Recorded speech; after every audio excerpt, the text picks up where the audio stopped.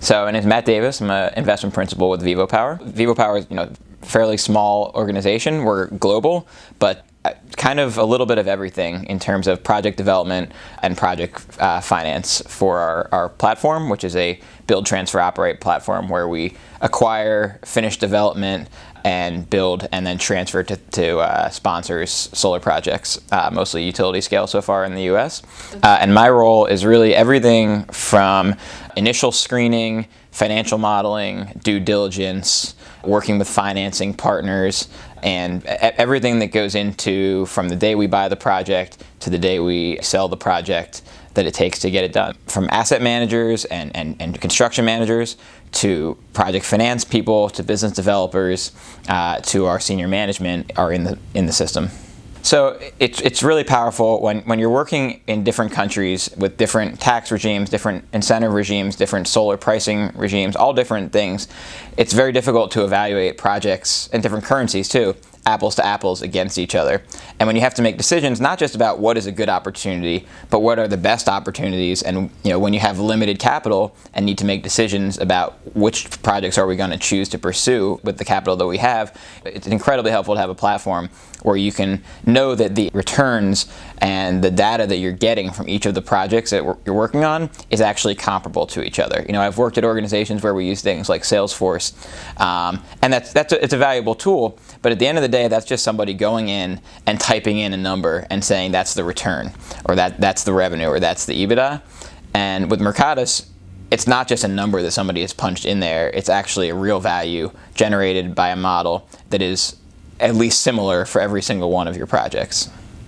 We've really prioritized the financial model and the deal room. So the ability to run our models through Mercatus, have a single source of truth for every project that is in there, and then be able to have pipeline meetings, management discussions, where you can filter or sort in any way that you want to look at the projects that are in your pipeline, whether that's by region or by probability of success or by progress so far on the project. It makes it really easy to have those conversations in real time. All the information is there based on the financial models that are actually being used by the business developers and by the project financing team members. But what's great about Mercatus is it's easy enough. If you are comfortable with financial modeling, you can download the model, work in Excel, and then re-upload it. And if you aren't comfortable, if you've got a business developer or a senior management member who isn't as comfortable with Excel, they can go in and simply change one or two assumptions within Mercatus and never have to actually see the guts of the financial model.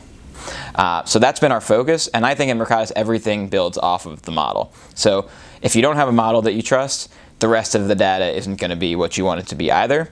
But once you have that, the other tools are really powerful too. I think the ability to manage your workflow and to assign tasks to people helps to keep it in one place. Very easy to track what people are working on, what people have due, what's behind, and know, does somebody have too much on their plate? Does somebody have some availability?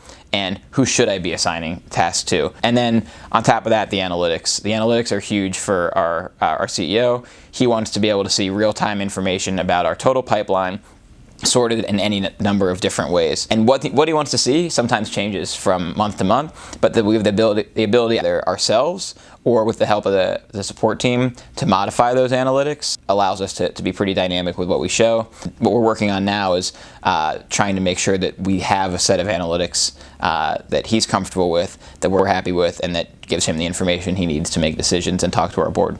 So in terms of new features, the multi-modeling is one that we're really, really excited about. As I said before, we've got people all over the world working on projects in different jurisdictions under a lot of different schemes. And as much as we try, it's very difficult to make a model work for so many different places. There's just so many variables that change from one country to the next. The US is very different from everywhere else because of the tax implications, tax credits, and tax equity. And then each country has its own little picadillos that make it sort of something you would need to build in the model for that country that no other country is going to use. And when you try to include all of those in one model, sometimes you get a pretty ungainly file because it's got too much stuff in there that is really thoughtful and is almost never getting used.